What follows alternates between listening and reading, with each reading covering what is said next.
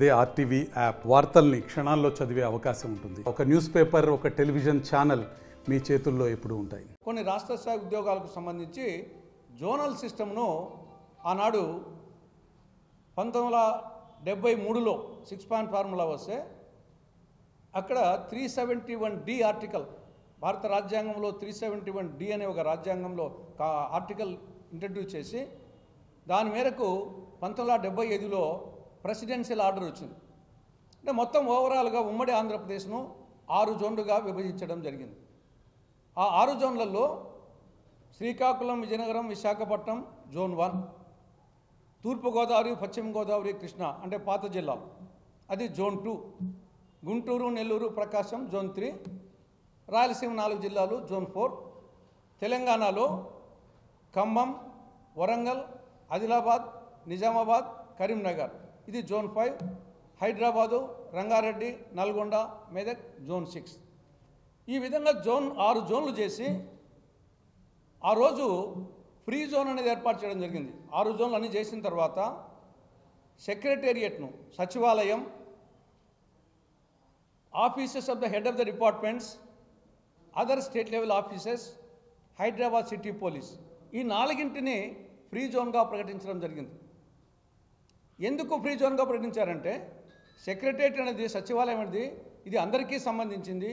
ఆ జోన్కే కాదు, ఆ జిల్లాకే కాదు, రాష్ట్ర వ్యాప్తంగా అన్ని జిల్లాలకు సంబంధించిన 23 జిల్లాలకు సంబంధించిందని రాష్ట్ర సచివాలయాన్ని హెడ్ ఆఫ్ ద డిపార్ట్మెంట్స్, వివిధ శాఖల అధిపతులు ఉండే కార్యాలయాల్లో అక్కడ ఏ ఉద్యోగమైనా సరే అది అందరికీ సంబంధించింది. అదేవిధంగా other state level offices and Hyderabad city police, law and ఆర్డర్ను కాపాడాలంటే హైదరాబాద్ సిటీ పోలీసు రాష్ట్రానికి సంబంధించిన ఆఫీసులు ఉంటాయి కాబట్టి హైదరాబాద్ సిటీ పోలీసు, హైదరాబాద్ కేవలం హైదరాబాద్ జిల్లా వాళ్ళే పోలీసులు కాకుండా రాష్ట్రంలో అందరూ ఉండొచ్చు కానీ దాన్ని దృష్టిలో పెట్టుకొని ప్రెసిడెన్షియల్ ఆర్డర్లో పెట్టడం జరిగింది. అది జరుగుతూ ఉన్నాయి. రాష్ట్ర విభజన తర్వాత సీన్ మారిపోయింది. ఇప్పుడు సచివాలయం అంటే ఆ రోజు సచివాలయం ఎక్కడ హైదరాబాద్లో ఉంది. సచివాలయం, head of the departments, other state level offices, Hyderabad city police అన్నీ తెలంగాణ రాష్ట్రానికి పోయినాయి. ఇప్పుడు మనకు సెపరేట్గా మనకు సచివాలయం, హెడ్ ఆఫ్ ద డిపార్ట్మెంట్స్ ఇవన్నీ సెపరేట్గా మనకు వస్తున్నాయి. కానీ ఇది వచ్చేసి ఇంకా ఫ్రీ జోన్గా ప్రకటించలే. ఇవన్నీ 3వ జోన్ కింద ఉన్నాయి. గతంలో 6 జోన్లలో 3వ జోన్ కింద ఉన్నది గుంటూరు, నెల్లూరు, ప్రకాశం. ఆ గుంటూరు 3rd జోన్ కిందనే ఈ యొక్క ప్రస్తుతం ఉన్నటువంటి రాష్ట్ర సచివాలయం కానీ, హెడ్ ఆఫ్ ది డిపార్ట్మెంట్స్ కానీ, other state level offices, Amaravati city police అన్నీ 3వ జోన్ కింద వస్తున్నాయి. అంటే మిగతా 3 జోన్లకు అవకాశాలు లేవు.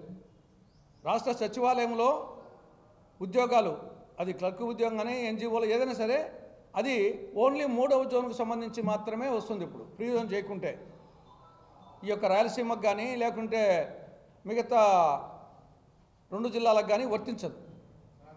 కాబట్టి ఏ విధంగా గతంలో వచ్చేసి సచివాలయాన్ని, head of the departments, other state level offices free జోన్గా చేశారో ఉమ్మడి ఆంధ్రప్రదేశ్లో, అదేవిధంగా ఇప్పుడు విభజిత ఆంధ్రప్రదేశ్లో, నవ్యాంధ్రప్రదేశ్లో 3వ జోన్లో ఉన్నటువంటి రాష్ట్ర సచివాలయం, assembly, head of the departments, తర్వాత అదర్ స్టేట్ లెవెల్ ఆఫీసెస్ను ఒకవేళ ఇప్పుడు కానీ భవిష్యత్తులో కానీ అమరావతి సిటీ పోలీస్ ఏర్పాటు చేస్తే ఇవన్నీ ఫ్రీ జోన్గా చేయాలి, అందరికీ అవకాశాలు కల్పించాలి, ఆ జోన్కే కాదు, ఆ జిల్లాకే కాదు అనేది ప్రధానమైనటువంటి డిమాండ్. ఇది వచ్చేసి లేకుంటే మరిన్ని వీడియోస్ కోసం ఛానల్ ని సబ్స్క్రైబ్ చేయండి, లేటెస్ట్ అప్డేట్స్ కోసం వాట్సాప్ ఛానల్ ని ఫాలో చేయండి అండ్ లింక్ డిస్క్రిప్షన్ లో ఉంది.